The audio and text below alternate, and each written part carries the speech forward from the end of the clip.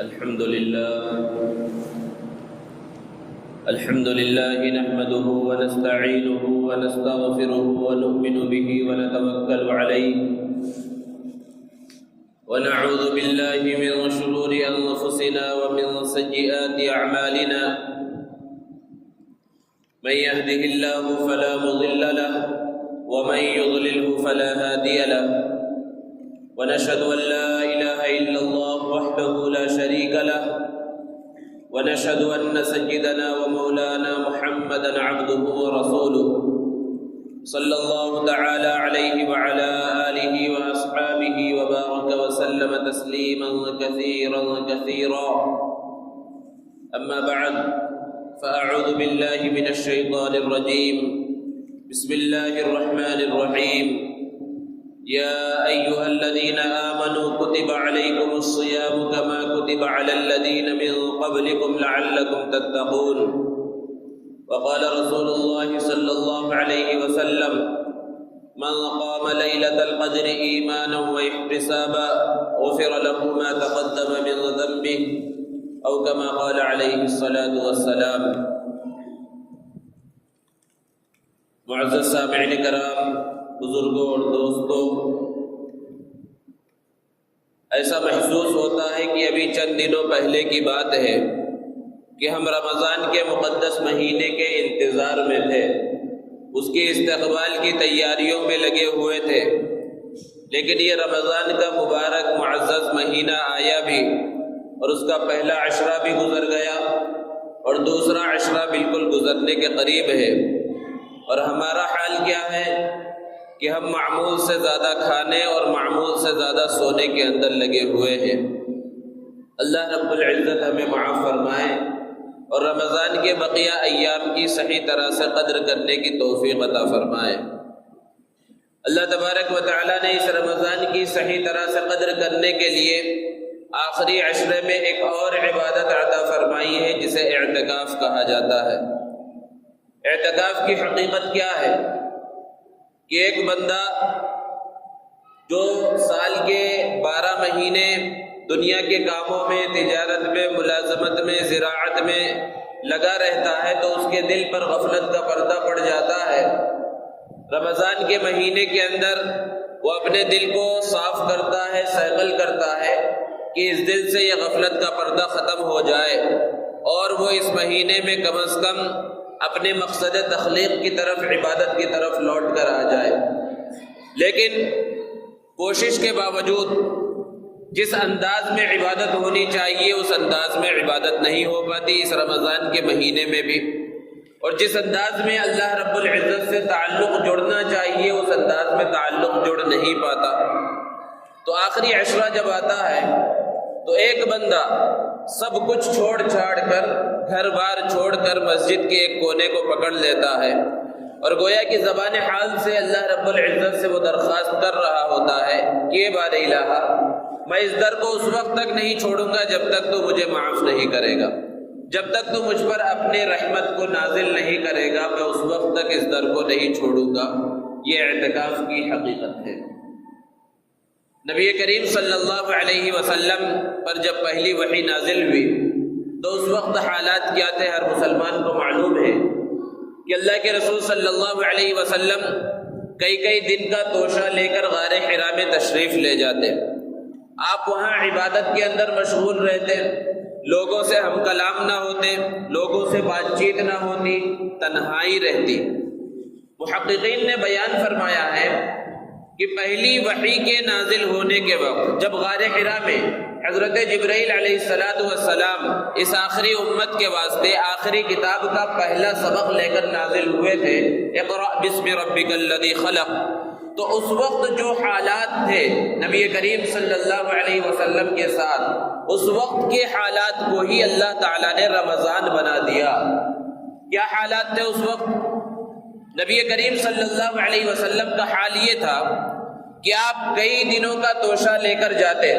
تو کم کھاتے تھے، کم پیتے تھے، کیونکہ توشہ تھوڑا ہے اور کئی دن رہنا ہے تو کھانا کم کر دیا، پینا کم کر دیا۔ اور رمضان میں ایک مسلمان بندے کا حال کیا ہوتا ہے کہ وہ دن کے اوقات میں کھانے پینے سے رکا رہتا ہے، اور نبی کریم صلی اللہ علیہ وسلم کثرت سے عبادت کرتے تھے، اور رمضان میں بھی مسلمان بندے کثرت سے عبادت کے اندر مشغول ہوتے ہیں۔ ایک چیز ایسی ہے جو مسلمانوں کو حاصل نہیں ہوتی، اور وہ ہے تنہائی، کہ نبی کریم صلی اللہ علیہ وسلم پر جب پہلی وحی نازل ہوئی تو اس وقت تنہائی رہتی تھی، کئی دنوں سے آپ نے تنہائی کو پسند فرما لیا تھا۔ اللہ تبارک و تعالیٰ چاہتے ہیں کہ نبی کریم صلی اللہ علیہ وسلم کی ایک ایک ادا اس امت کے اندر باقی رہے، اسی لیے محققین مفسرین نے بیان فرمایا کہ اس تنہائی کو پورا کرنے کے واسطے، نبی کریم صلی اللہ علیہ وسلم کی وہ تنہائی والی کیفیت کو باقی رکھنے کے واسطے اس امت کے اندر اللہ تعالیٰ نے اعتکاف کی عبادت عطا فرمائی ہے۔ لیکن ایک چیز ہے جسے رہبانیت کہا جاتا ہے، جو دیگر مذاہب کے اندر تو بہت پسندیدہ ہے، عیسائیت میں، یہودیت کے اندر، اور ہمارے برادران وطن کا جو مذہب ہے اس کے اندر، کہ سب کچھ چھوڑ چھاڑ کر انسان کہیں غار میں چلا جائے، کہیں پہاڑوں میں چلا جائے، کہیں جنگل میں چلا جائے، بیوی بچوں سے کوئی تعلق نہ ہو، اور وہ وہاں اپنے معبود کی عبادت کے اندر لگا رہے، اسے رہبانیت کہا جاتا ہے، اور اسے گزشتہ مذاہب میں پسندیدہ سمجھا جاتا تھا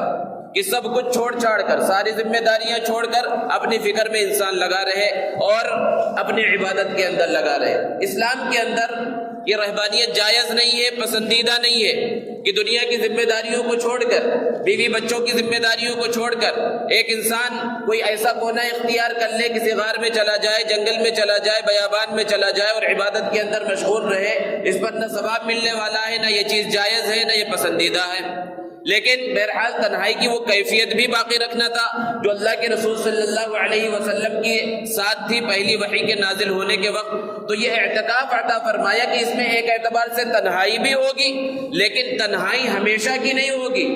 بلکہ مسجد کے اندر اعتکاف کو مشروع فرمایا کہ عام حالات میں تو تنہائی ہے، لیکن دن میں 5 اوقات لوگوں سے آمنا سامنا بھی ہوگا، دیگر نمازیوں سے آمنا سامنا ہوگا، اور ہفتے میں ایک دن ایک بڑے مجمع کے ساتھ آمنا سامنا ہوگا۔ تو تنہائی بھی ہو گئی، اور رہبانیت سے بھی اللہ رب العزت نے بچا لیا، وہ رہبانیت جو اسلام کے اندر پسندیدہ نہیں ہے۔ تو بہرحال یہ اعتکاف بڑی عظیم عبادت ہے، اور یہ اعتکاف جو مشروع کیا گیا شب قدر کو حاصل کرنے کے واسطے، شب قدر کو تلاش کرنے کے واسطے، اور شب قدر بڑی اہم چیز ہے۔ اس کی عظمت اور فضیلت کے لیے صرف اتنی بات کافی ہے کہ اللہ تبارک و تعالیٰ نے اس کی فضیلت کو بیان فرمانے کے واسطے قرآن مجید میں پوری ایک مکمل سورت کو نازل فرمایا۔ اللہ تعالیٰ نے ارشاد فرمایا اِنَّا أَنزَلْنَاهُ فِي لَيْلَةِ الْقَدْرِ، کہ بے شک اس قرآن مجید کو ہم نے شب قدر کے اندر نازل کیا ہے۔ اور پھر اللہ نے سوال کیا وَمَا أَدْرَاكَ مَا لَيْلَةُ الْقَدْرِ، کہ تمہیں معلوم بھی ہے کہ یہ لیلۃ القدر کیا ہے، یہ شب قدر کیا ہے؟ لیلۃ القدر خیر من الف شہر، یہ شب قدر 1000 مہینوں سے بہتر ہے۔ یعنی ایک بندہ اگر عبادت کے اندر مشغول رہے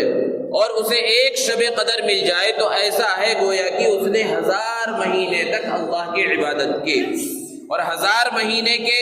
83 سال 4 مہینے ہوتے ہیں، تو ایک شب قدر کا مل جانا ایسا ہے گویا کہ 83 سال 4 ماہ وہ اللہ کی عبادت کے اندر مشغول رہا۔ اور کسی کو اس کی زندگی کے اندر 10 شب قدر مل گئے تو گویا کہ تقریباً 833 سال تک وہ اللہ کی عبادت میں مشغول رہا۔ کسی کو 20 شب قدر مل گئے تو تقریباً 1666 سال اللہ کی عبادت کے اندر مشغول رہا۔ اور اس شب قدر میں کیا ہوتا ہے؟ اگلی آیت میں اللہ نے بیان فرمایا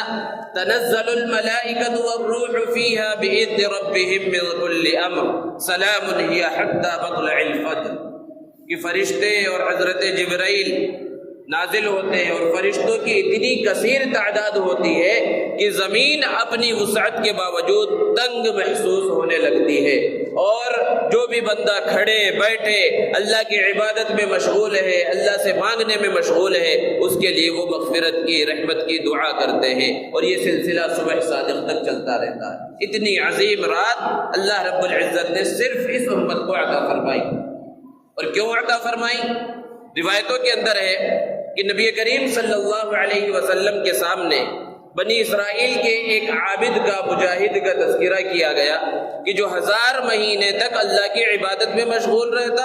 اور دن ہوتا تو اس میں جہاد کے اندر مشغول رہتا۔ صحابہ کے سامنے جب اس کا تذکرہ ہوا تو ان کی زبان سے یہ الفاظ نکلے ہم تو اس کے مرتبے تک نہیں پہنچ سکتے. تو اس وقت حضرت جبرائیل سورہ قدر لے کر نازل ہوئے کہ وہ 1000 مہینے تک عبادت میں اور جہاد میں مشغول رہا. ٹھیک ہے تم ایک رات عبادت کرو گے اور وہ ایک رات تمہیں مل جائے گی تو 1000 مہینے کے بقدر تمہیں ثواب ملے گا. اور دوسری روایت کے اندر ہے کہ نبی کریم صلی اللہ علیہ وسلم کو جب پہلی امت کی عمروں کے بارے میں پتہ چلا کہ ان کی عمریں بہت طویل تھی، 400 سال، 500 سال، 1000 سال، اور ہماری امت کی جو عمر ہے اوسط عمر 60-70 سال کے درمیان ہے، تو دل کے اندر ظاہر سی بات ہے یہ خیال آیا کہ جب عمر کم ہے تو عبادت کا موقع بھی کم ملے گا. ان کی عمریں زیادہ تھی تو عبادت کا موقع بھی زیادہ ملا. تو اس وقت اللہ رب العزت نے اس لیلۃ القدر کی عظیم دولت سے سرفراز فرمایا کہ عمر اگرچہ کم ہے، وقت کم ہے، لیکن کم وقت میں زیادہ ثواب ملنے والی عبادت تمہارے پاس ہے. کم وقت میں کم عبادت کرو گے اور ثواب تمہیں پہلی امتوں سے زیادہ ملے گا. اس وجہ سے اللہ رب العزت نے یہ شب قدر عطا فرمایا. اور اللہ تبارک و تعالیٰ نے اس شب قدر کو متعین نہیں فرمایا. اگر شب قدر کو متعین کر دیا جاتا تو کیا ہوتا کہ فلاں رات کے اندر لیلۃ القدر ہے، بندے عبادت کے اندر مشغول ہو جاتے، ایک رات عبادت کر لیتے اور پھر اس کے بعد چھٹی. اللہ تبارک و تعالیٰ چاہتے ہیں کہ میرے یہ گنہگار بندے بار بار میرے دربار میں آئے، اسی لیے اللہ رب العزت نے اس کو متعین نہیں فرمایا. اور متعین نہ کرنے کی وجہ وہ دوسری تھی کہ کچھ لوگوں کے درمیان لڑائی جھگڑا ہو رہا تھا، اس کی وجہ سے اس کی تعین کو اٹھا لیا گیا. اس سے ایک بات تو یہ معلوم ہوئی کہ لڑائی جھگڑا بہت بری چیز ہے، چاہے جس انداز میں لڑائی جھگڑا ہو اس سے انسان بہت سے خیر سے محروم ہو جاتا ہے. تو اس کی تعین کو اٹھا لیا گیا، لیکن بتایا گیا کہ کب اس کو تلاش کرنا ہے. پیارے آقا صلی اللہ علیہ وسلم نے ارشاد فرمایا کہ شب قدر کو اخیر عشرے کی طاق راتوں کے اندر تلاش کرو. 21، 23، 25، 27 اور 29 ان میں سے کسی میں بھی لیلۃ القدر ہو سکتی ہے، کسی کے اندر بھی شب قدر ہو سکتی ہے. تو ایک صورت تو یہ ہے کہ شب قدر کو تلاش کرنے کے واسطے اس رات کے اندر ایک بندہ عبادت کے اندر مشغول رہے، 21 میں عبادت کر لے، 23 میں عبادت کرے، 25 میں عبادت کرے، 27 اور 29 کے اندر عبادت کرے. لیکن اللہ کی ذات سے امید ہے کہ وہ اس انداز میں عبادت کرے گا تو ممکن ہے اسے شب قدر حاصل ہو جائے. لیکن عام طور پر جو بندہ باہر کی زندگی گزار رہا ہے ممکن ہے کہ وہ اس وقت عبادت میں مشغول نہ ہو جس وقت شب قدر ہے. جس رات شب قدر ہے اس رات کچھ کام میں مشغول ہو گیا. شب قدر کو یقینی طور پر حاصل کرنے کی جو صورت ہے وہ اعتکاف ہے کہ اس کے اندر شب قدر کا مل جانا بالکل یقینی ہے. اگر اعتکاف صحیح انداز میں کیا جائے تو شب قدر انسان سے چھوٹ ہی نہیں سکتی. کیونکہ ایک بندہ جب اعتکاف کی نیت سے اللہ کے دربار میں آ گیا، مسجد کے اندر آ گیا، تو اب وہ مکمل عبادت کے اندر ہے. چاہے وہ سو رہا ہو، بیٹھا ہوا ہو، خالی بیٹھا ہوا ہو، کچھ ذکر و اذکار میں مشغول نہ ہو، تلاوت نہ کر رہا ہو، نفلی نمازیں نہ پڑھ رہا ہو، تب بھی وہ عبادت کے اندر ہی شمار کیا جاتا ہے. یہاں تک کہ لیلۃ القدر اگر کسی رات میں ہے اور اس رات بھی وہ سو گیا تب بھی عبادت کے اندر ہی اس کا شمار ہوگا. تو شب قدر کو حاصل کرنے کا ایک یقینی ذریعہ وہ اعتکاف ہے. لیکن اس کا یہ مطلب نہیں ہے کہ جو اعتکاف نہیں کریں گے انہیں شب قدر حاصل نہیں ہو سکتی. بالکل حاصل ہو سکتی ہے. وہ ان راتوں کے اندر تلاش کریں، عبادت کریں. اللہ کی ذات سے امید ہے اللہ رب العزت انہیں عطا فرمائیں گے. اعتکاف کی فضیلت نبی کریم صلی اللہ علیہ وسلم نے بیان فرمائی کہ جو مسلمان ایک دن کا اعتکاف کرتا ہے اللہ تبارک و تعالی اس کو جہنم سے 3 خندقوں کے برابر دور کر دیتے ہیں. ایک خندق کی مسافت زمین اور آسمان کے درمیان جتنی مسافت ہے اتنی ہے. تو 3 خندقوں کے درمیان کتنا فاصلہ ہوگا اس کا اندازہ نہیں کیا جا سکتا. اور پھر 10 دن اعتکاف کرے گا تو پھر اللہ تعالیٰ اس کو جہنم سے کتنا دور کر دیں گے اس کا اندازہ اور تصور نہیں کیا جا سکتا. اور ایک حدیث میں نبی کریم صلی اللہ علیہ وسلم نے ارشاد فرمایا کہ جو رمضان کے آخر عشرے کا اعتکاف کرتا ہے اللہ تبارک و تعالیٰ اسے 2 مقبول حج اور عمروں کا ثواب عطا فرماتے ہیں. اور نبی کریم صلی اللہ علیہ وسلم ہمیشہ اعتکاف کیا کرتے تھے. ایک مرتبہ اللہ کے رسول صلی اللہ علیہ وسلم کا کسی وجہ سے اعتکاف چھوٹ گیا تو آپ نے شوال کے اندر اعتکاف کیا 10 دنوں کا. اور اللہ کے رسول صلی اللہ علیہ وسلم اپنے آخری سال میں حضرت عائشہ صدیقہ رضی اللہ تعالی عنہ فرماتی ہے کہ آخر کے 2 عشروں کا آپ صلی اللہ علیہ وسلم نے اعتکاف کیا، اور نبی کریم صلی اللہ علیہ وسلم کے بعد ازواج مطہرات اور صحابہ کرام رضوان اللہ تعالی علیہم اجمعین اعتکاف کیا کرتے تھے، اس لیے کہ اعتکاف مشروع ہے۔ اعتکاف کی 3 صورتیں ہیں، 3 قسمیں ہیں اس کی، ایک ہے اعتکاف واجب، اور ایک ہے اعتکاف نفل، اور ایک ہے اعتکاف یہ سنت کفایہ۔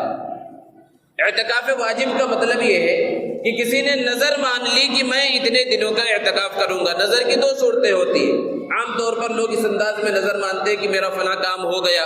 تو میں یہ کام کروں گا، تو اگر اس انداز میں نظر مانی یا بغیر کسی کام کی شرط پر یوں ہی نظر مان لی کہ میں فلاں دن کا یا اتنے دنوں کا اعتکاف کروں گا، تو یہ اعتکاف کرنا واجب ہو جاتا ہے۔ اور واجب اعتکاف کے اندر روزہ رکھنا بھی ضروری ہے، اور یہ رمضان میں بھی ہو سکتا ہے اور رمضان کے علاوہ بھی ہو سکتا ہے، اس کو اعتکاف واجب کہا جاتا ہے۔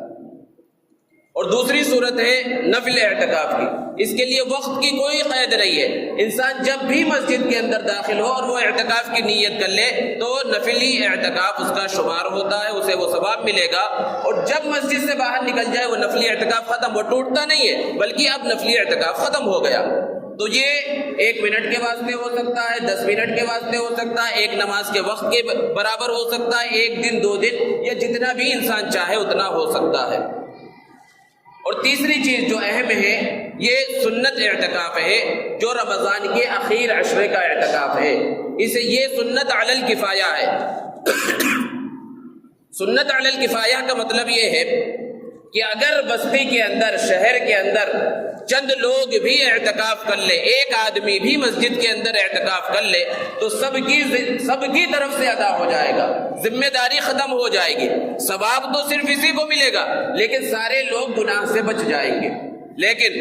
اگر کسی نے بھی اعتکاف نہیں کیا مسجد کے اندر تو اس مسجد سے تعلق رکھنے والے جتنے لوگ ہیں سب کے سب سنت چھوڑنے کے گنہگار ہوں گے، بالکل نماز جنازہ کی طرح کہ نماز جنازہ وہ فرض کفایہ ہے کہ چند لوگ ادا کر لیں، کسی علاقے میں کسی شخص کا انتقال ہوا تو سارے بستی کے لوگوں کی طرف سے ادا ہو گیا۔ لیکن اگر کوئی مسلمان انتقال کر گیا اور کوئی نماز جنازہ ادا کرنے والا ہی نہیں ہے، کسی نے نماز جنازہ ہی نہیں ادا کی، سب کے سب گناہ کے اندر مبتلا ہو جائیں گے۔ تو اسی طرح کسی نے بھی اعتکاف کر لیا تو سب کی طرف سے ادا ہو جائے گا۔ اب ایک انسان سب کچھ چھوڑ چھاڑ کر جب مسجد میں آ رہا ہے، اور جن لوگوں نے اعتکاف کی نیت کر رکھی ہے کہ انہیں اعتکاف کرنا ہے، اعتکاف کا ارادہ کر رکھا ہے، تو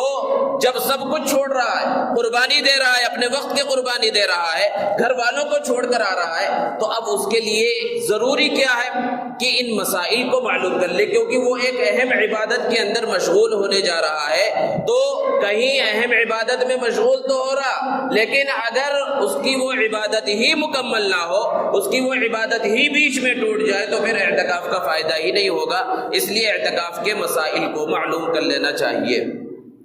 اعتکاف کے بہت سارے مسائل ہیں، سب سے اہم مسئلہ تو وہ اس مسجد سے متعلق ہے جہاں پر وہ اعتکاف کر رہا ہے، کہ اعتکاف یہ مسجد کے اندر ہوتا ہے، مردوں کا اعتکاف۔ خواتین اگر اعتکاف کرنا چاہے تو اعتکاف خواتین کے واسطے بھی ہے، اور وہ اپنے گھر کے اندر کر سکتی ہے،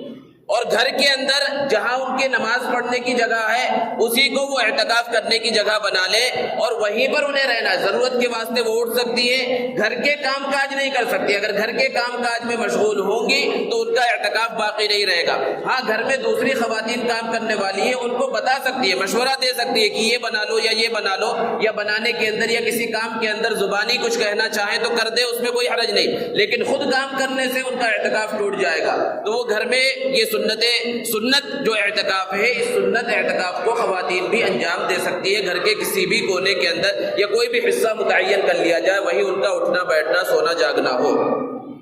جہاں تک مردوں کی بات ہے تو وہ مسجد کے اندر اعتکاف ہوگا، اور ایسی مسجد کے اندر جس کے اندر 5 وقت جماعت کے ساتھ نماز ادا ہوتی ہے۔ لیکن عموماً ایک غلط فہمی ذہنوں کے اندر ہے کہ مسجد سے ہم سمجھتے ہیں کہ یہ پوری مسجد مراد ہے۔ مسجد کی 2 قسمیں ہیں، ایک ہے مسجد شرعی اور ایک ہے مسجد خارجی۔ مسجد شرعی کا مطلب وہ مسجد کا اصل حصہ جس کو ذمہ داروں نے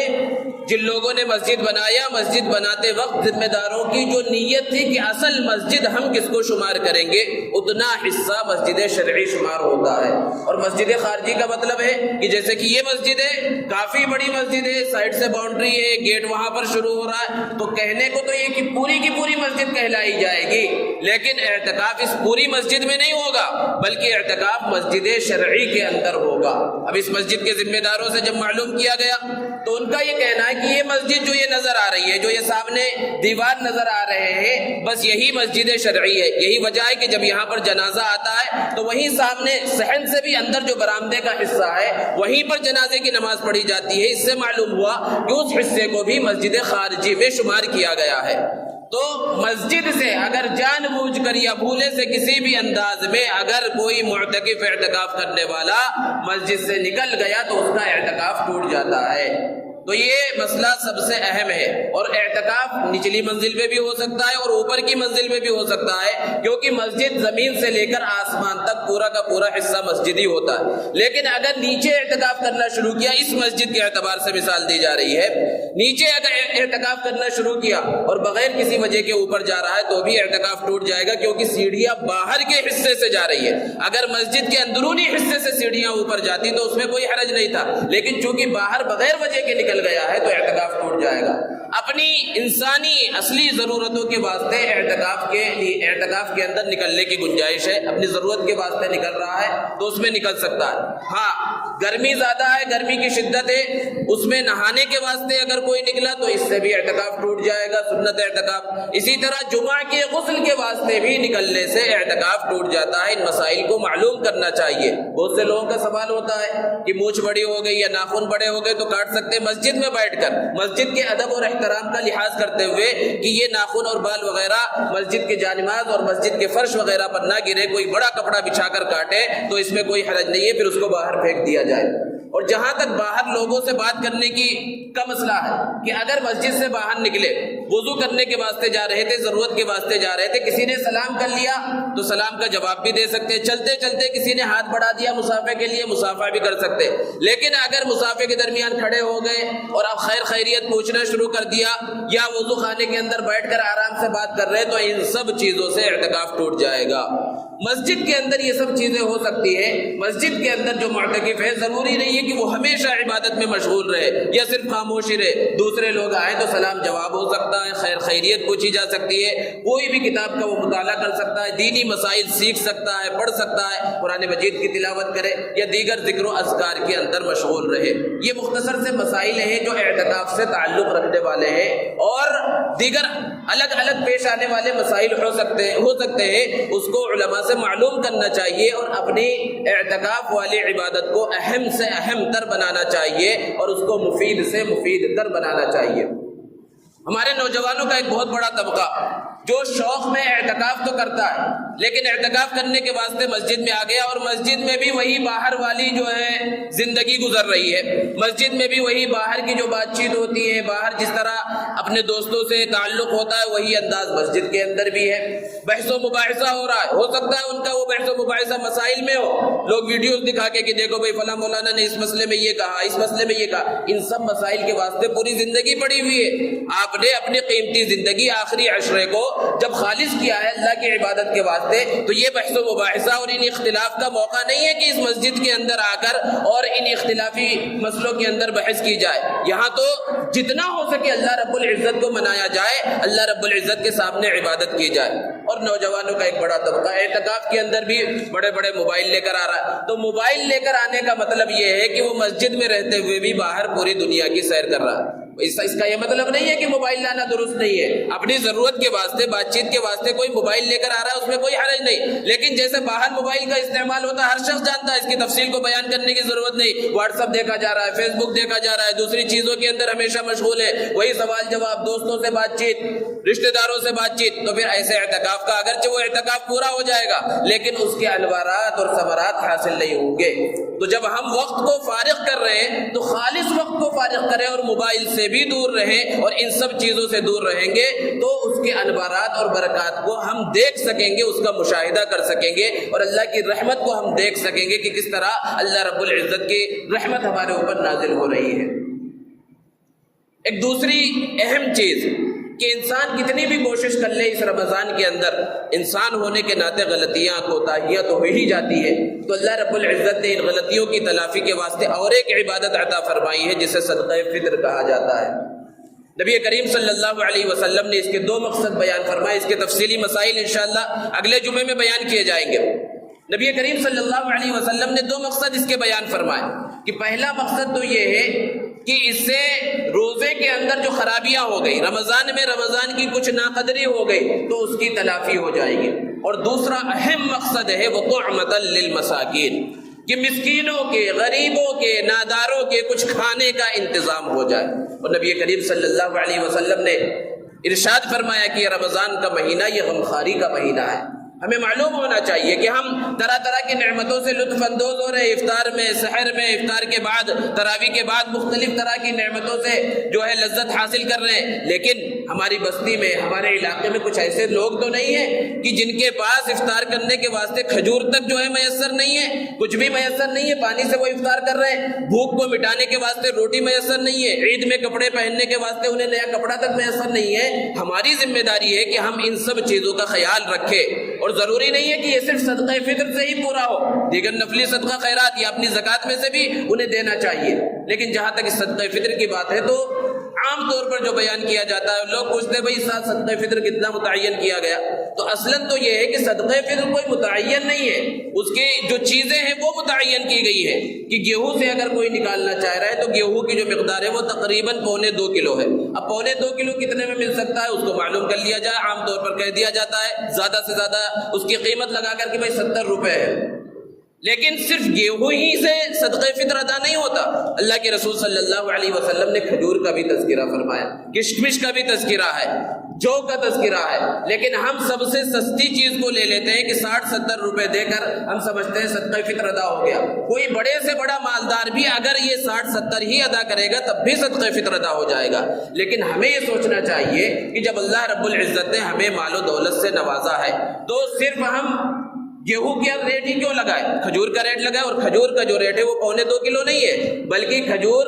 سے اگر ہم نکال رہے ہیں تو 3.25 کلو، تقریباً 3.25 کلو سے تھوڑا کم ہوتا ہے، تقریباً 3.25 کلو کھجور۔ اب ہم جو کھجور روزانہ کھاتے ہیں معلوم کر لیں ہم کتنے کلو والا کھجور جو ہے، کتنے روپے کلو والا کھجور کھاتے ہیں، 200 300 500 میں بھی مختلف انداز میں کھجور آتے ہیں، تو اوسط درجے کا بھی کھجور اگر لیا جائے اور 3.25 کلو جو ہے اس کا ریٹ نکالا جائے تو تقریباً 400 500 یا 600 روپے بھی ہو سکتے ہیں۔ تو اس انداز میں اگر کوئی نکالے گا کہ ایک صدقہ فطر کھجور کے اعتبار سے تو 500-600 روپے نکلیں گے، اور پورے خاندان کی طرف سے نکالے گا تو کتنی بڑی رقم نکلے گی، اور اس سے غریبوں کا کتنا فائدہ ہوگا اور اللہ رب العزت کتنا نوازیں گے اس کا اندازہ تصور نہیں کیا جا سکتا۔ اس لیے صرف اسی پر بس نہیں ہونا چاہیے کہ بس 60-70 روپے نکال دے، یہ سمجھنا چاہیے کہ یہ 60-70 روپے سب سے کم ہے، اس کے اوپر ایک صدقہ فطر جتنا چاہے انسان نکال دے، کہ جو بھی صاحب نصاب ہے اس صاحب نصاب کو اپنی طرف سے اور اپنی نابالغ اولاد کی طرف سے یہ صدقہ فطر نکالنا واجب ہوتا ہے۔ اس مسئلے کو ذہن میں رکھنا چاہیے۔ آخری اہم بات، جیسا کہ آپ کو معلوم ہے کہ ملک کے حالات ہیں تو بہت سے لوگ جو ہے مایوسی کا شکار ہیں۔ اللہ رب العزت نے قرآن مجید میں بیان فرمایا وَتِلْكَ الْأَيَّامُ نُدَاوِلُهَا بَيْنَ النَّاسِ، یہ ایام عدلتے بدلتے رہتے ہیں، اور اللہ رب العزت نے بیان فرمایا کہ لوگ پوچھتے ہیں کہ بھئی یہ کیسے ہو گیا، اللہ کی مرضی کے بغیر ایک پتا بھی نہیں ہل سکتا۔ اللہ تبارک و تعالیٰ جسے چاہے حکومت عطا فرما دے اور جس سے چاہے حکومت چھین لے، یہ سب اللہ کی مرضی ہے، لیکن مسلمان اس ملک کے اندر ہمیشہ سے رہتے ہوئے آ رہا ہے اور ہمیشہ رہے گا انشاءاللہ۔ کوئی حکومت یا کوئی بھی پریشان ہونے کی ضرورت نہیں ہے، اس میں پریشان صرف مسلمان کیوں ہوتا ہے یہ بات سمجھ سے باہر ہے۔ کیا فرقہ پرست طاقتوں کو روکنے کی ذمہ داری صرف مسلمانوں کی ہے؟ کیا پریشانیاں جو آتی ہیں وہ صرف مسلمانوں کے واسطے آتی ہیں؟ ہر ایک کے واسطے پریشانیاں، لیکن ایسا محسوس ہوتا ہے پریشانی ساری کی ساری صرف مسلمان ہی محسوس کر رہا ہے، اور اس انداز میں دوسری حکومتوں جس کو وہ نہیں چاہتا کہ وہ جیتے، ان کے جیتنے پر اس انداز میں ریئیکٹ کرتا ہے اور پریشانی ظاہر کرتا ہے کہ دوسرے لوگ اور سمجھنے لگتے کہ یہ مسلمانوں کا طبقہ بالکل الگ ہی طبقہ ہے۔ ذرہ برابر پریشانی کے اظہار کی ضرورت نہیں ہے، جس انداز میں زندگی گزر رہی تھی اس انداز میں زندگی گزرے گی، اور پریشان کن حالات، مشکل حالات ہمیشہ سے مسلمانوں پر آتے رہے ہیں۔ ابو جہل کا زمانہ اس زمانے سے دیکھ لی، ابو جہل آیا، ابو لہب آئے، کیسے کیسے بڑے ظالم آئے، لیکن مسلمان ختم نہیں ہوا، اسلام ختم نہیں ہوا، وہ اسی طرح باقی رہے گا۔ اس لیے ذرہ برابر حوصلہ ہارنے کی ضرورت نہیں ہے. ہاں انسان کو اپنے جو ہے اچھے انداز میں مستقبل کی فکر کرنی چاہیے، لاہی عمل